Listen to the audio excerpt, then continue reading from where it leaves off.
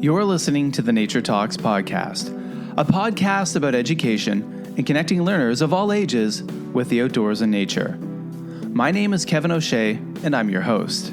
I'm a primary and environmental educator with a passion for connecting kids and adults with the outdoors.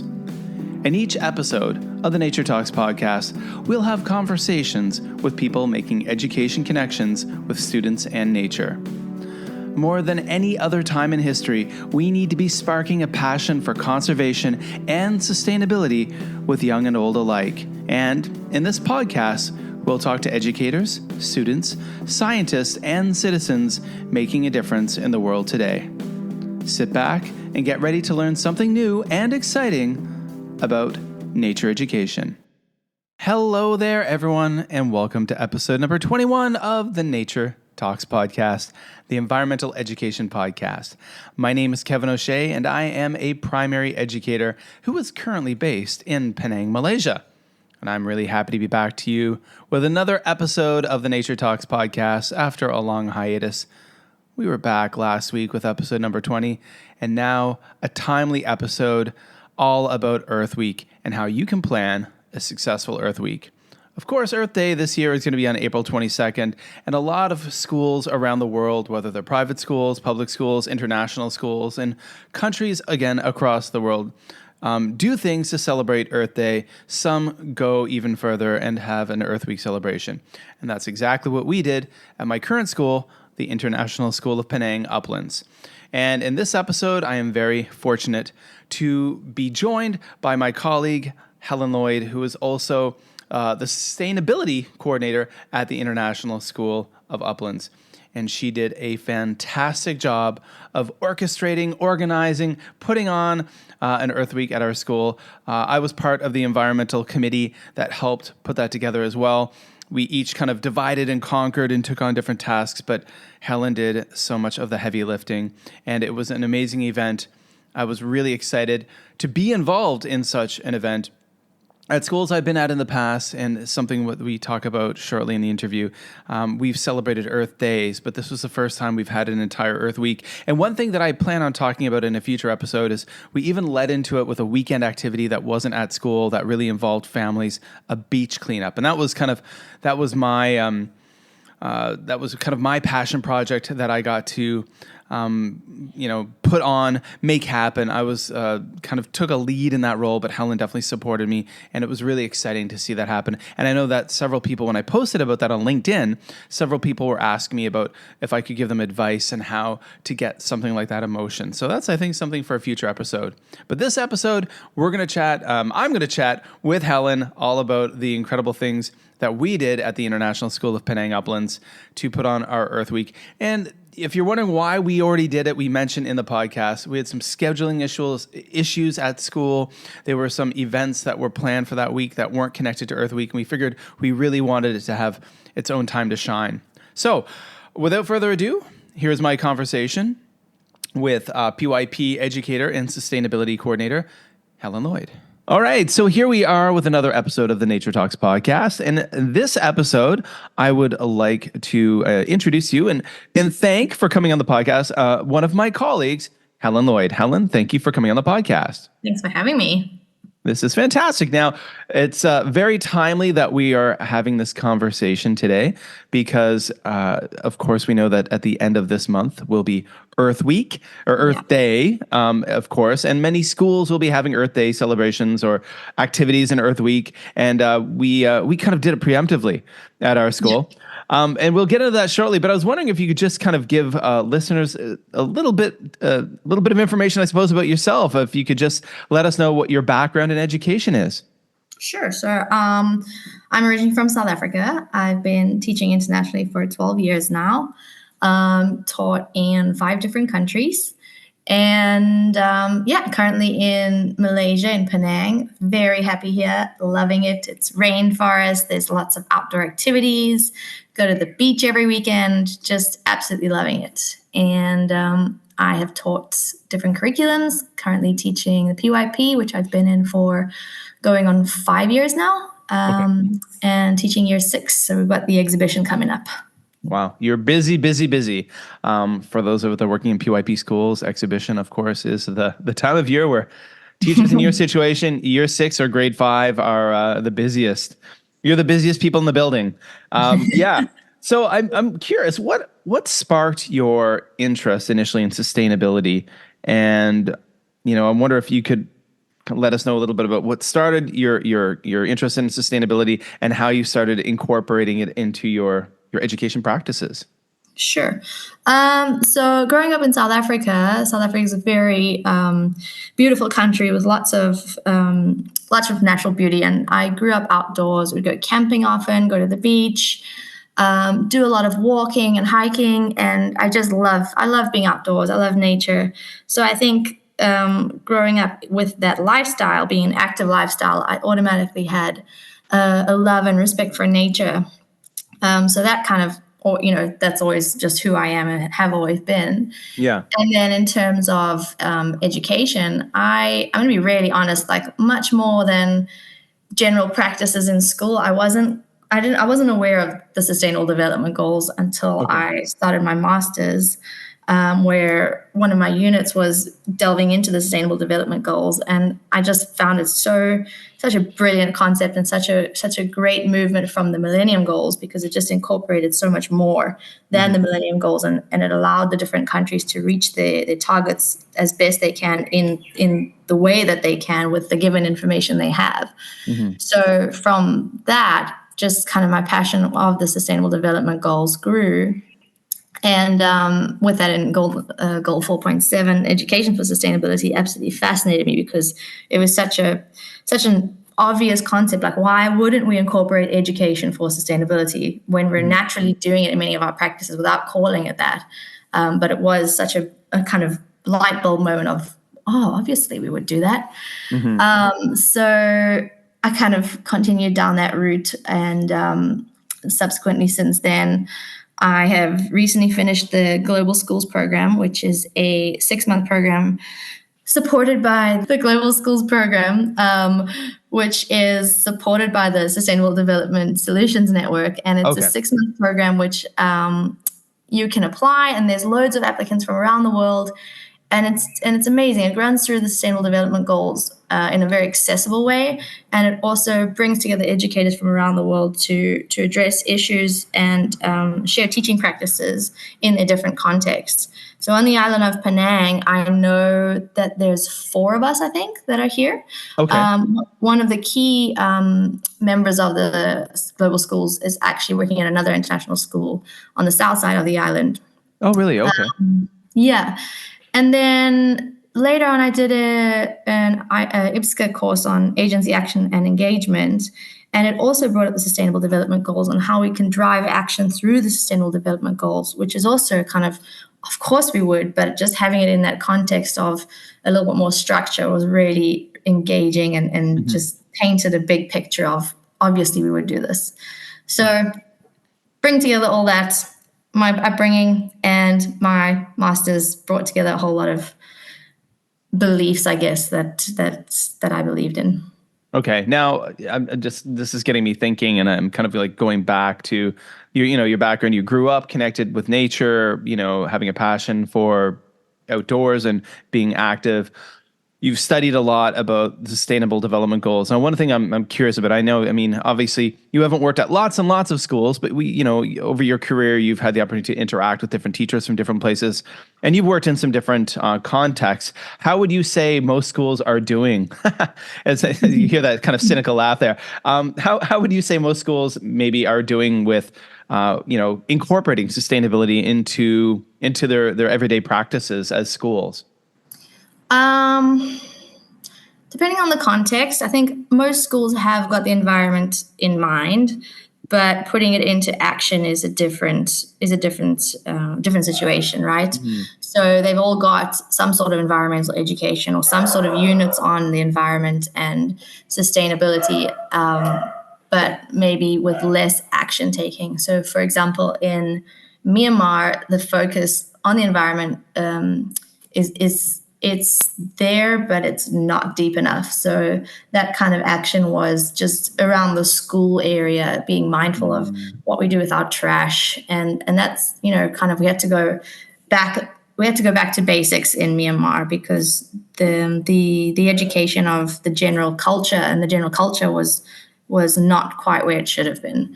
Okay. And then in Brazil, it was also a lot of education about the environment, but also I found Brazil more focused on the social aspects of sustainability. So a lot of equality, belonging, diversity, a lot of focus on the social aspect of sustainability rather than the environmental. Okay.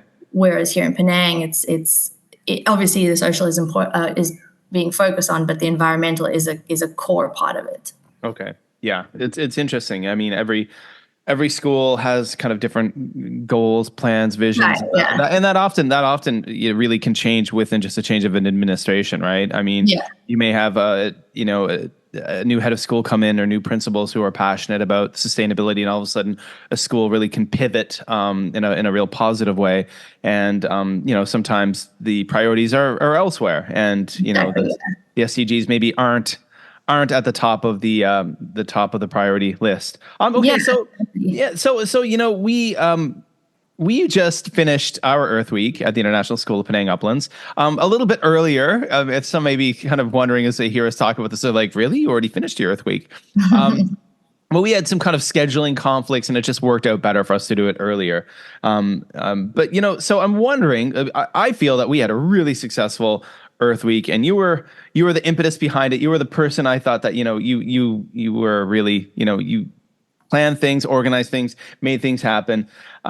So let's talk about planning an Earth Week and talk about a little bit of what went behind the Uplands Earth Week.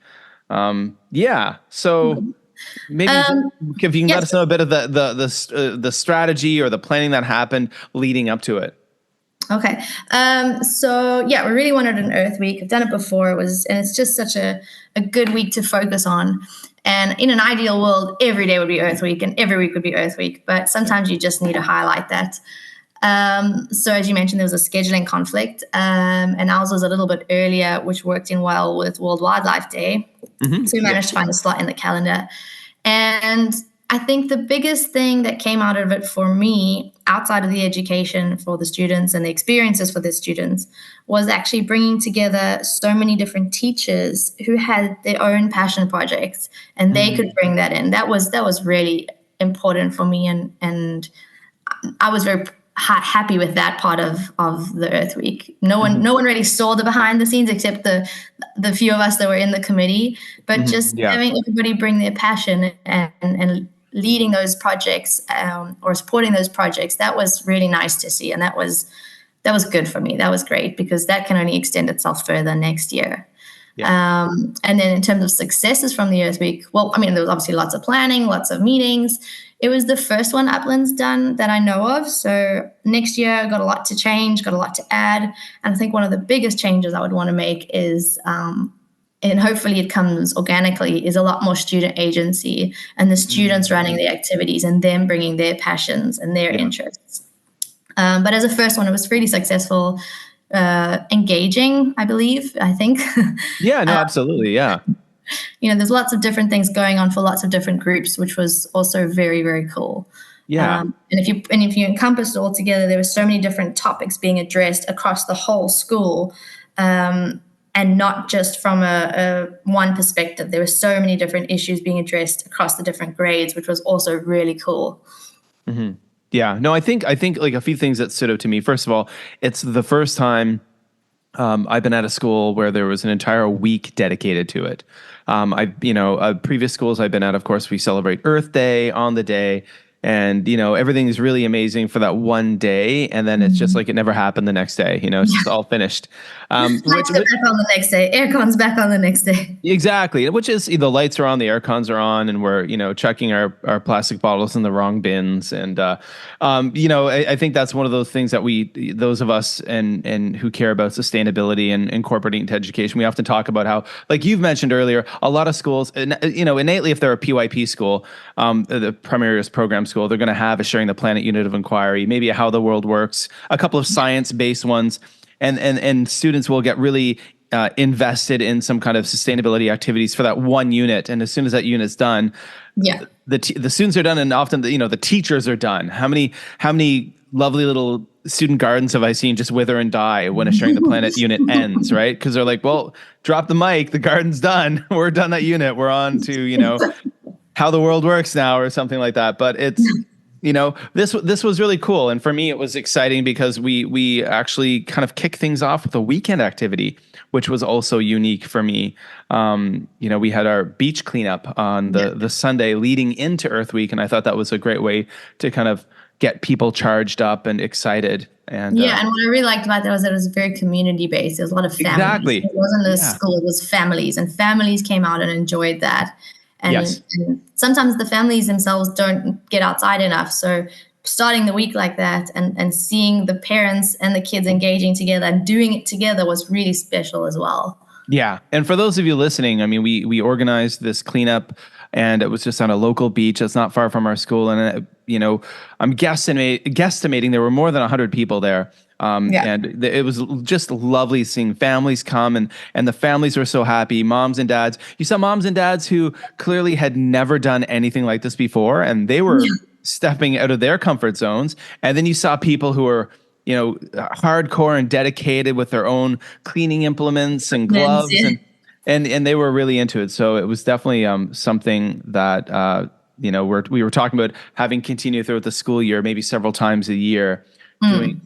Keeping that as an ongoing thing. So, I mean, lessons learned when we look forward to, say, next year at the International School of Penang, making things better. You mentioned about the improvement of, or getting more student agency involved. So what do you mean by that exactly, for those who might be? So what were your observations? I think I have similar ones.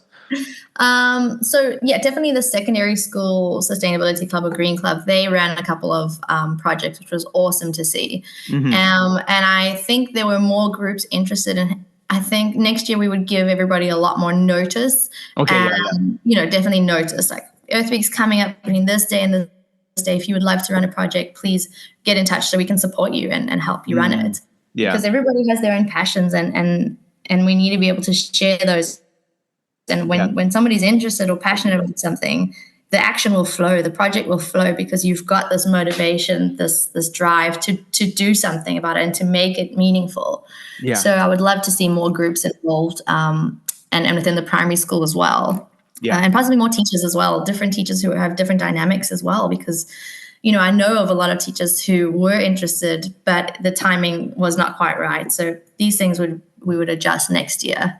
Yeah, I absolutely agree with you. And I think that kind of a lot of that has to do with like the kind of longer picture, long-term planning, and at the calendar, and looking at the calendar and making sure that there are no like conflicting events happening maybe in secondary school at the same time as this is happening, and making sure that there's a coordination.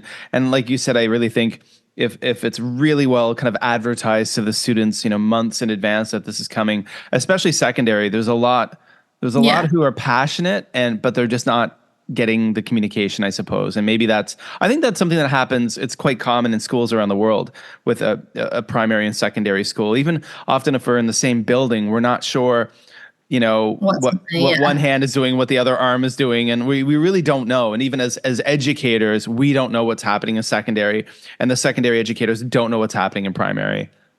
Yeah, I definitely foresee next year being more smooth. And it was a big whole school event. It was one of the first big whole school week events. There was Maths Week. Maths Week was also awesome. I think next year we've got a couple of things to address, and there was lots to celebrate this year. Another thing I would like to do better next year is we touched on the things that the school has done thus far. And a lot of people don't realize the extent that the school has changed and policy at the school has implemented, changes the school has made. And I'd really like to take that opportunity next year to celebrate that more, because often people go, we need to do more of this, but we don't take the time to celebrate what has been done and the efforts and the people that have put in so much already. Yeah. So that would be something I would also like to do. Very true. Very true. We have people who are across our school, from administration through our facilities management team, and people who are just doing a lot. Yeah, exactly. Those unsung heroes, and there have Yeah. been big changes from what I've heard over the past few years, and it's great. They need to be celebrated too, not just the kids or the teachers who are the kind of public faces of Yeah. an Earth Week, but those behind the scenes people for sure. Um, Absolutely. So, like, this is April. I'm going to be putting this out, this podcast this week, because I want educators out there to be able to listen to it leading up to their Earth Day and their Earth Week celebrations. I'm wondering what would be. I see a lot of people are planning things. I see that on Mhm. LinkedIn. A lot of people sharing Mhm. ideas, and former guests on the show a few times. Friend of the show, Kenny Peavy from Green School Bali, has Mhm. been posting a lot of stuff about ideas for what people can do, like bio blitzes and different things. What is some advice you would give to educators out there, admin teams, people who are still in the planning process for their Earth Day or Earth Week? What are some kind of nuggets of wisdom you may give to them moving forward? One of the things that definitely stood out to me, which I would also address more, focus more intensely on next year, is getting the community involved in the planning. Mm. The parents, the UPTA community, the PTA of Uplands, they were incredible. Once they heard about it, they were on board. They had some super cool ideas, but again, the timing was an issue. But I remember this one moment I told the mom, I'm like, oh man, next year I really want to do a clothing swap. Bring one clothing, Yeah, take yeah. another clothes, and we use this as a muse for fast fashion and discussing fast fashion. Mhm. And she was like, right, I'll do it. I'll organize it, get it ready for tomorrow. And I was like, okay, wait.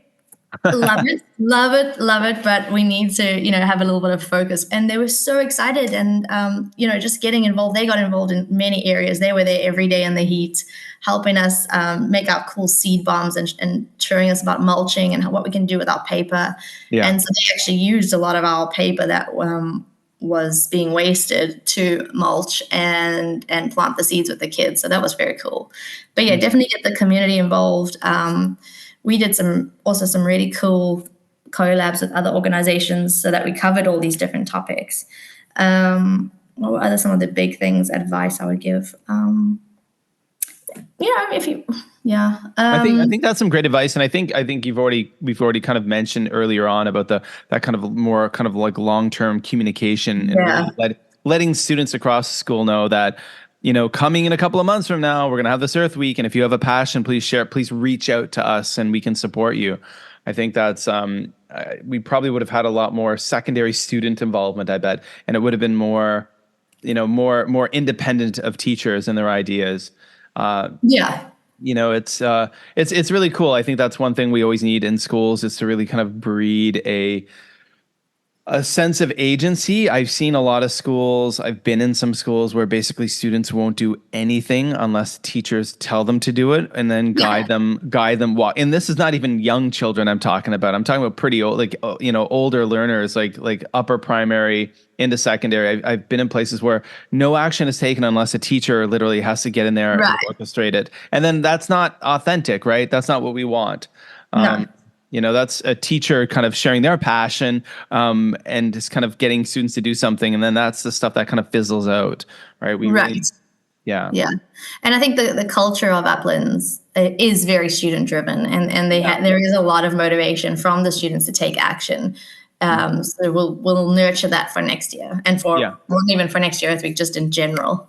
Yeah, that's one of the great things I've seen already, and it's for both of us our first year at the school, but I've really seen that sense of action. I can remember earlier in the year when year fours had a great day where they were doing lots of fundraising for different NGOs and NPOs and doing all these great activities, and so many different classes and grades have been doing a lot of neat things, and we can definitely grow that and even make that bigger and better moving forward.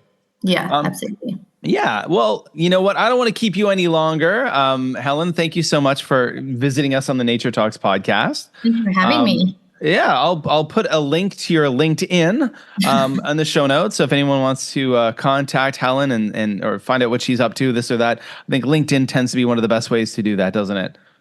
Yeah. So please reach out, and I'd love to connect and get some ideas of what other people are doing for Earth Week. That would be great as well. Absolutely. Awesome. Well, again, thank you so much for coming on the podcast. Thanks, Kevin. I want to thank Helen for taking the time to stop by the Nature Talks podcast for the very first time, and I hope we have a chance to speak with her again, because she does a lot of cool things, and it's fantastic working with her. So I'm also very excited to shine a spotlight on one of my colleagues. Of course, you can find Helen on LinkedIn, Helen Lloyd on LinkedIn. Go check the link below in the show notes, or go over to the Facebook page, of course, for the Nature Talks podcast. Those will both be in the show notes. And that does it for another episode of the podcast. I want to thank all of you who are listening for taking the time to download the episode. I really appreciate it. We are back. A lot of people have been asking me privately through DMs on LinkedIn and other places, Kevin, when are you going to start the podcast again? And I have, and I'm really happy that it's happening. So again, I'll be putting lots of links in the show notes, which is the information below. Of course, I'm very excited at the end of April to be speaking at the Off-Seas Conference, Outdoor Education Conference in Phuket, Thailand. That's going to be hosted by United World College Thailand. I'm, of course, going to be talking about what I'm doing right now, podcasting, and how I use that to share the stories and voices of students, colleagues, and to get those messages, those important messages out there about environmental education and other things. So, that really does it. I'm really happy to be back, folks. But I got to do that call to arms that I always need to do. If you enjoy this podcast, please share it with an educator that you know, that you think would like it. Or even better, share it with a few educators you know. Share it in your school. Please share the links on your LinkedIn, on your Twitter, on your Facebook. Help this podcast grow now that we're back. Of course, leave us a rating and a review wherever you listen to the podcast. You can find me, of course, on Instagram at Shizen Wildlife, Shizen Wildlife.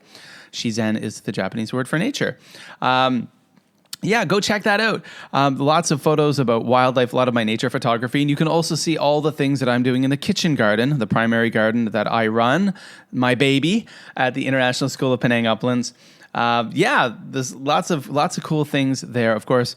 I will also put links in the show notes, of course, for the International School of Penang, Uplands. I am the social media coordinator for the primary school. And those links for the Instagram, especially go check out the Instagram for the International School of Penang Uplands. And you'll be able to see all those different things that Helen and I were talking about in the episode.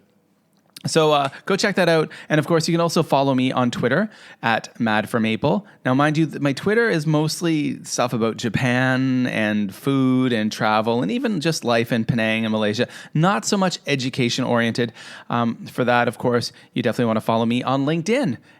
Go check out Kevin O'Shea on LinkedIn. And there will be a link below in the show notes, of course, as well. So go follow both me and Helen on LinkedIn. We'd really appreciate it. And again, like I said, share the podcast with your friends. And that does it for episode number 21 of the Nature Talks podcast. I really hope that there were some great takeaways for all of you out there as you move forward in your planning and consolidation of your plans for your upcoming Earth Day, Earth Week celebrations. All right, well, that does it. And we'll be back in a few weeks with another episode of the podcast. And I can't wait for you to have a chance to listen. So wherever you are in the world, I hope you're happy. I hope you're healthy. And I will be talking to you all very soon.